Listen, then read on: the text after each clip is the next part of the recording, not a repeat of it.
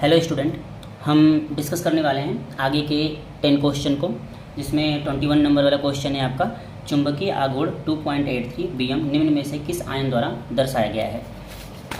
कह रहे magnetic moment 2.83 BM is shown by the which of the following ions. हमारे पास जो है टाइटेनियम 3 पॉजिटिव है। टाइटेनियम के बारे में आप जानते हैं कि इसका एटॉमिक नंबर 22 होता है।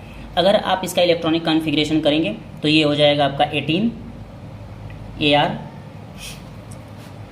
4s2 3d2।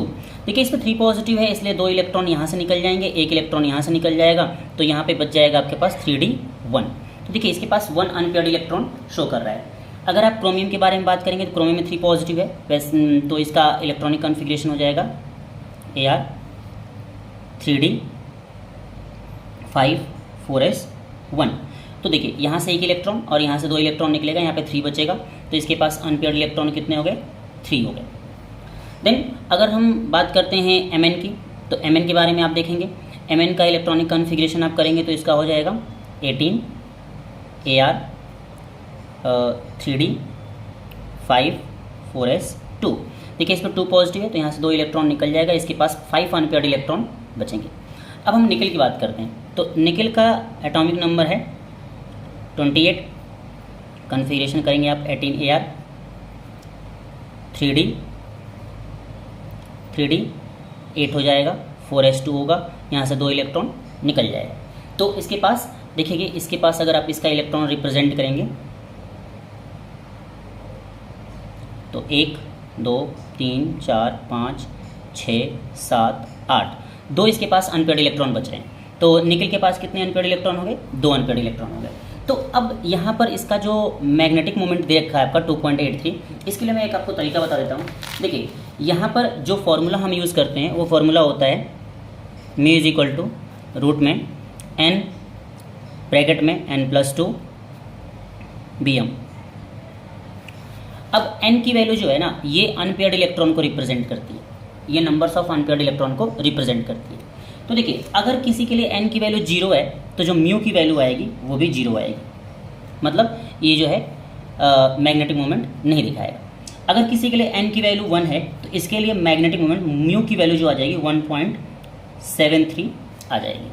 किसी का n की वैल्यू अगर 2 है तो मैग्नेटिक मोमेंट 2.82 हो जाएगी। n = 3 है तो इसका मैग्नेटिक मोमेंट देखने को मिलता है 3.87।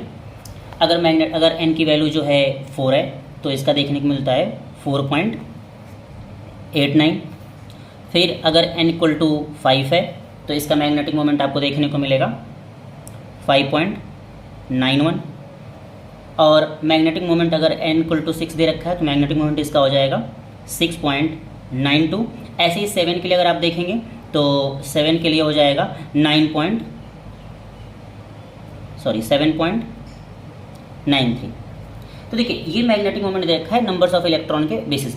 तो आप देखिए ध्यान से, तो हमारा जिसके पास अनपेयर्ड इलेक्ट्रॉन 2 है उसके लिए मैग्नेटिक मोमेंट 2.82 है और यहाँ पे 2.83 दिया। इसका मतलब हमारे पास किसके पास 2 अनपेयर्ड इलेक्ट्रॉन आ रहे थे, तो निकल के पास। इसका मतलब हमारा ऑप्शन बी सही है। इसके पास 5 थे, इसके पास आपने देखा था 3 थे, इसके पास आपने देखा था 1 थे। ठीक है, तो आप इसको देख लेंगे, अगर इसको लर्न कर सकते हैं तो लर्न कर लेंगे तो आपको आसानी से निकाल सकते हैं, आपको बता सकते हैं। देखिए वैसे भी आपको कुछ नहीं करना है। अब देखिए यहाँ पर अगर आपका n की वैल्यू 1 है तो 1 पॉइंट समथिंग आ रहा है, n की वैल्यू 2 है तो 2 पॉइंट समथिंग आ रहा है, n की वैल्यू 3 है तो 3 पॉइंट समथिंग आ रहा है। इस तरीके से आप देख सकते हैं, एक आइडिया लगा सकते हैं कि आपकी जो वैल्यू है वो कहाँ पर लाई करेगी, देखने को मिलेगी। ठीक है, क्वेश्चन नंबर हम लोग 22 की बात करते हैं। क्वेश्चन नंबर 22 की बात करते हैं तो क्वेश्चन नंबर 22 में पूछा है गैडोलेनियम का इलेक्ट्रॉनिक विन्यास है। अब देखिए यहाँ पर the electronic configuration of gadolinium is, हम जानते हैं कि जो गैडोलेनियम है इसका एटॉमिक नंबर होता है 64। इसका एटॉमिक नंबर 64 होता है। एटॉमिक नंबर 64 होता है तो इसका इलेक्ट्रॉनिक कॉन्फ़िगरेशन हम करेंगे तो क्या हो जाएगा, 54 जेनॉन 4f7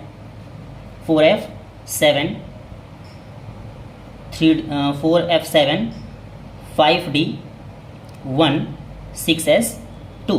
इसका ये इलेक्ट्रॉनिक कॉन्फ़िगरेशन। देखिए ये मैच कर रहा है, ऑप्शन नंबर फर्स्ट है, इसलिए हमारा ऑप्शन नंबर फर्स्ट सही होगा। ठीक है, ये इलेक्ट्रॉनिक कॉन्फ़िगरेशन इसका होगा। हम बात करते हैं 23 नंबर क्वेश्चन की। निम्न में से वह यौगिक जो अनुचुंबकीय और दोनों रूपों में है। देखिए ये क्वेश्चन थोड़े इंपॉर्टेंट है, इस टाइप के क्वेश्चन आपको देखने को मिल सकते हैं। अगर हम K2Cr2O7 की बात करें तो K2Cr2O7 में अगर Cr की आप ऑक्सीडेशन स्टेट निकालें तो क्या हो जाएगा, देखिए ये +2 में है, मतलब पोटेशियम पे +1 होता है तो 2 पोटेशियम है तो क्या हो जाएगा +2 हो जाएगा, प्लस हमें Cr का निकालना है तो 2 Cr हो गया, प्लस देखिए ऑक्सीजन 7 है तो ऑक्सीजन पर 2 माइनस होता है तो 2 का मल्टीप्लाई करेंगे तो माइनस का 14 हो जाएगा इक्वल टू 0 हो जाएगा।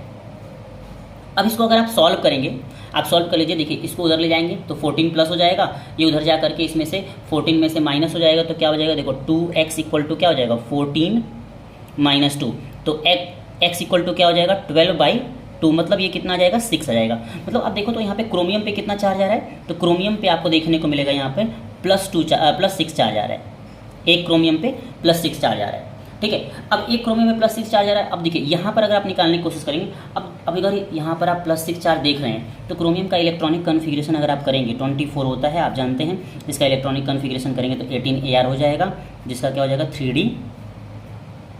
3D 5 और 4s1 हो जाएगा। तो देखिए इसे +6 चार्ज आ रहा है ना, तो 6 इलेक्ट्रॉन इसमें से निकाल दीजिए, एक निकल जाएगा यहाँ से और यहाँ से 5 निकल जाएगा, तो डी में कितने हो जाएंगे, डी में बचेगा आपके पास 3D 0। अब जिसके पास डी में इलेक्ट्रॉन 0 है वो जो है आपका अनुचुंबकीय या कह सकते हो कि इसको क्या बोलते हैं पैरामैग्नेटिक, ठीक है ना, तो पैरामैग्नेटिक बिहेवियर नहीं दिखाएगा। इसका मतलब क्या है कि इसके पास अनपेयर्ड इलेक्ट्रॉन होना चाहिए तभी ये पैरामैग्नेटिज्म दिखाएगा, ठीक है। और दूसरी बात, हाँ एक चीज़ और मैं आपको बता दूं कि जो पोटेशियम डाइक्रोमेट होता है ये कलर्ड होता है। वैसे तो आप लोगों ने पढ़ा है कि जिसमें डी ट्रांजिशन देखने को मिलेगा वही कलर्ड होते हैं, लेकिन यहाँ पर इसके कलर्ड होने का रीज़न होता है कलर होने का रीज़न होता है कि यहाँ पर चार्ज ट्रांसफर देखने को मिलता है, चार्ज ट्रांसफर की वजह से ये कलर दिखाई देता है, ये ऑरेंज कलर का आपका होता है, ठीक है। आगे बात करते हैं हम क्वेश्चन जो ऑप्शन नंबर बी है इसको देखते हैं।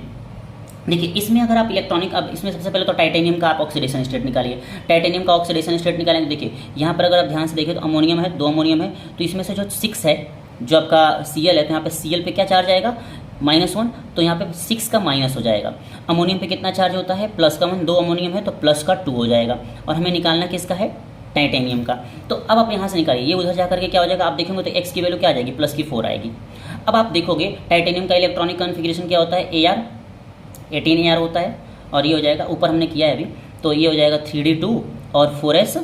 तो देखिए यहाँ से दोनों इलेक्ट्रॉन निकल जाएंगे, 4 इलेक्ट्रॉन निकलना है तो दोनों इलेक्ट्रॉन, तो यहाँ पे फिर 3D क्या हो जाएगा 0 हो जाएगा, तो ये भी आपका देखने को नहीं मिलेगा। यहाँ पर अगर आप ध्यान से देखें तो पोटेशियम पे +1 चार्ज होता है तो यहाँ पे 3 प्लस चार्ज हो गया, Cn पे -1 चार्ज होता है तो यहाँ पे 4 माइनस चार्ज हो गए, तो 4 माइनस में से 3 प्लस क्या हो जाएगा, यहाँ पे 4 माइनस चार्ज है, यहाँ पे 3 प्लस चार्ज है, तो यहाँ पे -1 बचेगा, जो उधर साइड जा करके क्या हो जाएगा, यहाँ पे कॉपर की ऑक्सीडेशन स्टेट निकल करके आ जाएगी +1। जब कॉपर की ऑक्सीडेशन स्टेट +1 निकल करके आ जाएगी तो हम क्या देखेंगे कि कॉपर का इलेक्ट्रॉनिक कन्फिग्रेशन करके देखेंगे 29 होता है, तो आप क्या कर दोगे, ये हो जाएगा 18Ar 3D10 और 4s1। तो देखिए अब यहाँ से इसकी प्लस चार्ज 1 है तो यहाँ से एक इलेक्ट्रॉन निकल जाएगा, तो देखो इसका क्या आ रहा है 3D10 आ रहा है, 3D10 आ रहा है। 3D10 आने का मतलब क्या होगा, इसका आउटर सेल कंप्लीटली फिल्ड है, ये भी पैरामैग्नेटिक नहीं होगा क्योंकि अनपेयर्ड इलेक्ट्रॉन होना चाहिए, जो कि नहीं है। देखिए इसमें भी नहीं आ रहा है, इसमें 0 आ जा रहा है, इसमें भी नहीं आ रहा है, इसमें भी 0 आ जा रहा है, इसमें क्या हो रहा है, ये फुल फिल्ड हो जा रहा है, तो इसलिए इसमें अनपेयर्ड इलेक्ट्रॉन नहीं होगा, तो नहीं ये पैरामैग्नेटिक नहीं होंगे। लेकिन हम बात करते हैं वैनेडियम का। यहाँ पे वैनेडियम ऑक्साइड सल्फेट है। देखिए अब यहाँ पे क्या होगा, वैनेडियम का एटॉमिक नंबर होता है जो है 23 होता है। तो अगर आप यहाँ पे कैलकुलेट करने की कोशिश करेंगे वैनेडियम के केस में, तो वैनेडियम में आप देखिए क्या आ जाएगा, यहाँ पर इसका इलेक्ट्रॉनिक कन्फिग्रेशन करें 18Ar हो जाएगा, और ये होगा 3D3 और 4s2 हो जाएगा, ठीक है, 3D3 और 4s2 हो जाएगा। तो यहाँ पे देखिए वैनेडियम पे क्या आ जाएगा 4 प्लस चार्ज आएगा, 2 इसकी वजह से और 2 इसकी वजह से, तो 4 प्लस चार्ज आएगा। तो 4 प्लस चार्ज आने का मतलब क्या होगा, देखो 2 यहाँ से निकल गए, ठीक है, 2 यहाँ से निकल गए, अब यहाँ से 2 निकल गए, तो 3D1 बचेगा। तो देखिए इसके आउटर सेल में क्या आ रहा है, एक इलेक्ट्रॉन डी सबसेल्स में आ रहा है, इसका मतलब ये पैरामैग्नेटिक भी होगा, और इसके पास डी में इलेक्ट्रॉन प्रेजेंट है, इसे ट्रांजिशन भी देखने को मिल रहा है, इसलिए ये क्या हो जाएगा आपका कलर्ड भी होगा। तो इसलिए हमारा ऑप्शन नंबर सी सही है, ध्यान रख सकते हैं, ऑप्शन नंबर सी हमारा क्या होगा, सही होगा। अब हम बात करते हैं क्वेश्चन नंबर 24 की। क्वेश्चन नंबर 24 में क्या है, क्वेश्चन नंबर 24 में कह रहा है आपसे कि जलीय माध्यम में कौन सा कम स्थिर है, ठीक है, मतलब which is list stable in aqueous medium. अब देखिए क्या है ना कि जो ज़्यादा रिएक्टिव होगा उसकी स्टेबिलिटी कम होगी, तो समझिएगा रिएक्टिविटी कम। देखो अब सबसे पहले तो हम बात कर लेते हैं Mn की। तो Mn में अगर आप देखोगे तो देखो इस पर 2 प्लस चार्ज है, आपने पीछे देखा है इस पर 3d5 आ जाएगा। 3d5 कैसे आ जाएगा, इलेक्ट्रॉनिक कन्फिग्रेशन आप करोगे तो इसका 3d5 4s2 होता है, 2 इलेक्ट्रॉन निकल गए तो क्या बच गया, 3d5 बच गया। और 3d5 क्या होता है, हाफ फील्ड होता है, एक इलेक्ट्रॉन, डी में 5 ऑर्बिटल होते हैं जिसमें एक इलेक्ट्रॉन फिल होगा। तो इस ये तो देखिए हाफ फील्ड होने की वजह से स्टेबल होगा, तो ये तो हो नहीं सकता हमारा आंसर। अब हम बात करते हैं कोबाल्ट और निकल के। कोबाल्ट और निकल जो होते हैं ना, देखो ये जो है इतना आसानी से वाटर से रिएक्शन नहीं करते, इनके लिए ऑक्सीडाइजिंग एजेंट की जरूरत पड़ती है, ये इतना आसानी से रिएक्शन नहीं करते हैं। तो हमारा आयरन होगा, क्योंकि आयरन अपने आप को तुरंत किस में कन्वर्ट करने की कोशिश करेगा, 3 पॉजिटिव में कन्वर्ट करने की कोशिश करेगा, इसलिए हमारा ऑप्शन नंबर ए सही होगा। ऑप्शन नंबर ए हमारा सही होगा। आयरन जो है आसानी से अपने आप को ले जाने की कोशिश करेगा +3 ऑक्सीडेशन स्टेट में, इसलिए ये क्या हो जाएगा, वाटर के साथ जो है वाटर में क्या होगा, लिस्ट स्टेबल होगा। ठीक है, अब इसका एक जनरल जो रीज़न होता है कि ये एक्वस मीडियम में जनरली रिएक्शन बहुत स्लो करते हैं, तो इनके लिए ऑक्सीडाइजिंग एजेंट की जरूरत पड़ती है, तो ये वाले दोनों ऑप्शन हमारे सही नहीं होंगे। अब हम बात करते हैं क्वेश्चन नंबर 25 की। निम्न में से किसे आसानी से अपचयित किया जा सकता है। अपचयित करने का मतलब क्या है कि देखो कौन ऐसा होगा जो आसानी से इलेक्ट्रॉन ग्रहण कर लेगा। तो देखो यहाँ पर क्या है, कार्बोनिल देखो जो CO होता है इस पर कोई चार्ज नहीं होता, ये क्या होता है, न्यूट्रल होता है, ये न्यूट्रल होता है। अब ये जब न्यूट्रल है तो देखिए जब ये न्यूट्रल है तो इसके साथ जुड़े हुए जो मेटल हैं उन पे भी कोई चार्ज नहीं होगा। जब इस पे 0 चार्ज है तो इस पे भी 0 चार्ज होगा। यहाँ पर देखिए इस पे भी 0 चार्ज है तो इस पे भी 0 चार्ज होगा। यहाँ पे देखिए यहाँ पे भी 0 चार्ज है तो यहाँ पे भी 0 चार्ज होगा। तो जब किसी पे चार्ज नहीं है तो ये इलेक्ट्रॉन तो लेंगे नहीं। ठीक है, अगर कोई चार्ज होता, किसी पे प्लस चार्ज होता, किसी होता तो वो इलेक्ट्रॉन लेने की कोशिश भी करता। अब देखिए यहाँ पर ध्यान से देखिए, यहाँ पर देखिए ये इस पर कोई चार्ज तो है नहीं, तो इस पर तो 0 हो गया। तो ये प्लस चार्ज किसका है, कोबाल्ट का है। यहाँ पर जो कोबाल्ट है उस पर प्लस चार्ज है, इसका मतलब इस पर इलेक्ट्रॉन की कमी है, तो ये क्या कर सकता है, इलेक्ट्रॉन ले सकता है। और इलेक्ट्रॉन का लेना क्या कहा जाता है, रिडक्शन कहा जाता है। तो ये आसानी से क्या हो जाएगा, रिड्यूस हो जाएगा, ईजिली रिड्यूस हो जाएगा। ध्यान दीजिएगा, ये आसानी से रिड्यूस हो जाएगा, अपचयित हो जाएगा। तो हमारा ऑप्शन नंबर सी सही होगा। अब हम बात करते हैं 26 नंबर क्वेश्चन की। कह रहा है लोहे की सबसे स्थिर ऑक्सीकरण अवस्था क्या है। तो देखिए लोहे की एक बारे में अगर आप बात करेंगे तो सबसे स्थिर इसकी अस्थायी ऑक्सीकरण अवस्था देखने को मिलेगी +3 इसका ऑक्सीडेशन स्टेट सबसे स्टेबल होता है। रीज़न क्या होता है कि अगर आप इसका इलेक्ट्रॉनिक कन्फिग्रेशन करेंगे तो जब आप आयरन को देखते हो तो आयरन में क्या होता है, 26 होता है एटॉमिक नंबर इसका इलेक्ट्रॉनिक कन्फिग्रेशन करोगे तो क्या हो जाएगा, 18 AR हो जाएगा, 3D6 हो जाएगा और 4S2 हो जाएगा। अब देखो यहाँ पे क्या बोला, 3 पॉजिटिव कंडीशन में, कि अगर हम Fe को 3 पॉजिटिव कंडीशन में रखते हैं, Fe को अगर हम 3 पॉजिटिव कंडीशन में रखते हैं तो देखो क्या होगा, यहाँ पर से 2 इलेक्ट्रॉन निकल जाएंगे और यहाँ से 1 इलेक्ट्रॉन निकलेगा, तो हमारे पास 3D क्या हो जाएगा, 3D5 हो जाएगा। और जानते हो कि ये हाफ फील्ड होने की वजह से स्टेबल हो जाएगा, इसलिए जो होता है ये आयरन जो है +3 का ऑक्सीकरण अवस्था में ज़्यादा स्टेबल होता है, +3 ऑक्सीडेशन स्टेट में इसकी स्टेबिलिटी सबसे ज़्यादा होती है। ठीक है, आगे बात करते हैं हम क्वेश्चन नंबर 27 के बारे में। देखिए आपसे पूछ रहा है कि प्रथम संक्रमण श्रेणी के धातु आयन का चुंबकीय आघूर्ण 2.83 है, तो अतः इसमें अयुग्मित इलेक्ट्रॉनों की संख्या होगी। अब देखो मैंने अभी पीछे बात करी थी कि जिसके पास भी चुंबकीय आघूर्ण की बात हो रही है, जिसके पास भी चुंबकीय आघूर्ण मैग्नेटिक मोमेंट जो है, जिसके पास मैग्नेटिक मोमेंट जो है 2.83 होगा, उसके पास अनपेयर्ड इलेक्ट्रॉन 2 होंगे। जिसके पास 1.73 होगा उसके पास 1 इलेक्ट्रॉन होंगे। जिसके पास हो जाएगा 3.87 उसके पास 3 अनपेयर्ड इलेक्ट्रॉन होंगे। ये हमने पीछे बात करी थी, तो इसमें हमारे पास क्या हो जाए, देखो यहाँ पर 2.83 दे रखा है, तो हमारे पास इसकी जो है ऑप्शन नंबर ए हमारा क्या हो जाएगा, सही हो जाएगा। इसके पास 2 अनपेयर्ड इलेक्ट्रॉन होंगे। ठीक है ना, आप यहाँ से आसानी से कर सकते हो, इसके कैलकुलेट करने का भी तरीका होता है, लेकिन ये आपको ज़्यादा आसान पड़ेगा। आगे हम बात करते हैं 28 नंबर। कह रहा है कि ये जो आपको कॉम्प्लेक्स दे रखा है COCl NH3 का होल 5 2 पॉजिटिव, कह रहा है इसमें कोबाल्ट की ऑक्सीकरण संख्या क्या होगी। देखो ऑक्सीकरण संख्या हमने पीछे भी निकाली है, बट यहाँ पे भी देख लेते हैं एक बार। तो देखो क्या हो जाएगा, कोबाल्ट है, इसके साथ Cl है और हमारे पास NH3 का होल 5 है और इस पर प्लस चार्ज है। कितने, 2 प्लस चार्ज हैं, 2 प्लस चार्ज हैं। अब देखो मैंने क्या बताया आपको, इसका निकालना है तो इसका हमारे पास क्या हो जाएगा, x हो जाएगा, इसमें क्या हो जाएगा -1 हो जाएगा। देखो NH3 पे कोई चार्ज नहीं होता, तो इसलिए क्या हो जाएगा, प्लस का 0 हो जाएगा, ये 0 हो जाएगा। और 5 से मल्टीप्लाई कर दो और इक्वल टू हमारे पास क्या है, इस पर 2 प्लस चार्ज है तो 2 प्लस हो जाएगा। अब देखिए क्या हो जाएगा, x इक्वल टू निकालो, ये तो पूरा खत्म हो गया, ये 0 हो गया।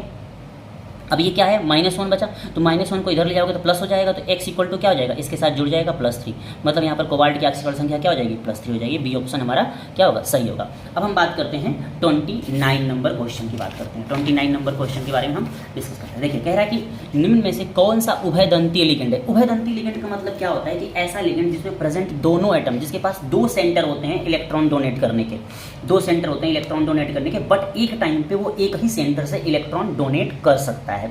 तो अगर आप देखिए यहाँ पर आपको CN दे रखा है, तो CN के बारे में अगर आपने पढ़ा होगा, CN क्या होता है, उभयदंती लिगेंड होता है, मतलब ये एम्बिडेंटेड लिगेंड होता है, जिसके पास 2 सेंटर्स होते हैं इलेक्ट्रॉन डोनेट करने के। अगर इसमें कार्बन इलेक्ट्रॉन डोनेट करता है तो उसको साइनो पढ़ते हैं या साइनाइडो पढ़ते हैं, और अगर इसमें नाइट्रोजन इलेक्ट्रॉन डोनेट करता है तो उसको आइसोसाइनो या आइसोसाइनाइडो पढ़ते हैं। तो देखिए इसमें CN तो है जो एम्बिडेंटेड लिगेंड है। अब आप देखिए NO2 की जो हम बात करते हैं, जिसको नाइट्राइड बोलते हैं, तो नाइट्राइड के साथ क्या है कि इसमें एक बार आप देखेंगे तो ऑक्सीजन इलेक्ट्रॉन डोनेट कर रहा होगा, एक बार देखेंगे तो आपको नाइट्रोजन इलेक्ट्रॉन डोनेट कर रहा होगा, ठीक है।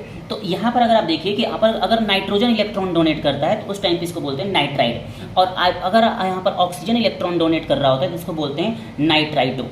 तो देखिए यहाँ पर दोनों के पास जो दोनों यहाँ पे पेयर हैं, इन दोनों क्या हैं, 2 सेंटर हैं इनके पास इलेक्ट्रॉन डोनेट करने के। इसमें ऑक्सीजन भी इलेक्ट्रॉन डोनेट कर सकता है, इसमें नाइट्रोजन भी इलेक्ट्रॉन डोनेट कर सकता है, तो ये भी क्या हुआ, एम्बिडेंटेड लिगेंड हुआ, मतलब उभयदंती लिगेंड हुआ। तो इसलिए हमारा ए ऑप्शन क्या होगा, सही होगा। अब अगर इसमें आप चेक करने की कोशिश करें, देखिए ये तो एम्बिडेंटेड होगा, ये नहीं होगा, ये एम्बिडेंटेड नहीं होगा। इसमें देखने को मिलेगा इसमें सिर्फ ऑक्सीजन इलेक्ट्रॉन डोनेट करने की टेंडेंसी रखता है। अब यहाँ पे अगर देखिए तो यहाँ ये तो एम्बिडेंटेड होगा, इसमें 2 सेंटर होंगे इलेक्ट्रॉन डोनेट करने के, लेकिन ये ऑक्सिलेट जो है इसके पास सिर्फ एक ही एटम इलेक्ट्रॉन दे पाता है, वो है ऑक्सीजन, ठीक है। ये बाइडेंटेड लिगेंड होता है, इसमें 2 सेंटर होते हैं इलेक्ट्रॉन डोनेट करने के, बट एक टाइम पर जो है दोनों इलेक्ट्रॉन डोनेट करते हैं, इसलिए इसको बाइडेंटेड बोला जाता है। 2 पेयर ऑफ इलेक्ट्रॉन देने की इसके पास टेंडेंसी होती है। अब यहाँ पे देखिए यहाँ पर भी ऑक्सिलेट है, तो ये वाला ऑप्शन भी हमारा गलत हो जाएगा, ये भी गलत हो जाएगा, ये भी गलत हो जाएगा, हमारा ये वाला ऑप्शन सही होगा, क्योंकि इसके पास 2 ऐसे इन स्पेयर में इसके पास भी 2 एटम है इलेक्ट्रॉन डोनेट करने वाले, जो कि इलेक्ट्रॉन डोनेट करने की टेंडेंसी रखते हैं। यहाँ पर भी जो ऑक्सीजन भी इलेक्ट्रॉन डोनेट करने की टेंडेंसी रखता है, नाइट्रोजन भी इलेक्ट्रॉन डोनेट करने की टेंडेंसी रखता है, बट ये ध्यान रखना है कि एक बार में एक ही एटम क्या करेगा, इलेक्ट्रॉन डोनेट करेगा। तो हमारा ऑप्शन नंबर ए क्या होगा, सही होगा। अब हम बात करते हैं क्वेश्चन नंबर 30 का, जिसमें बोल रहा है कि निम्न में से किसकी विलयन में मोलर चालकता सबसे अधिक होगी। देखिए मोलर चालकता की बात कर रहा है, इसका मतलब ये है कि जिसके पास आयंस ज़्यादा बनेंगे वो इसके पास मोलर चालकता वो ज़्यादा दिखाएगा, वो विलयन मोलर चालकता ज़्यादा दिखाएगा। देखिए अगर मान लो इसको हम पानी में डालते हैं, तो देखिए आप लोगों ने पढ़ा है ना कि कोऑर्डिनेशन केमिस्ट्री में कि जो स्क्वायर ब्रैकेट से बाहर होंगे, जो स्क्वायर ब्रैकेट से बाहर होंगे वो आयंस में कन्वर्ट हो जाते हैं, जिसको आयनाइजेबल वैलेंसी बोलते हैं, आयनाइजेबल संयोजकता बोलते हैं। तो देखिए कितने बनेंगे, 4Cl निकलेगा, 4Cl नेगेटिव और एक ये मिलेगा आपको, तो टोटल यहाँ पे कितने बन रहे हैं, 5 आयंस बन रहे हैं।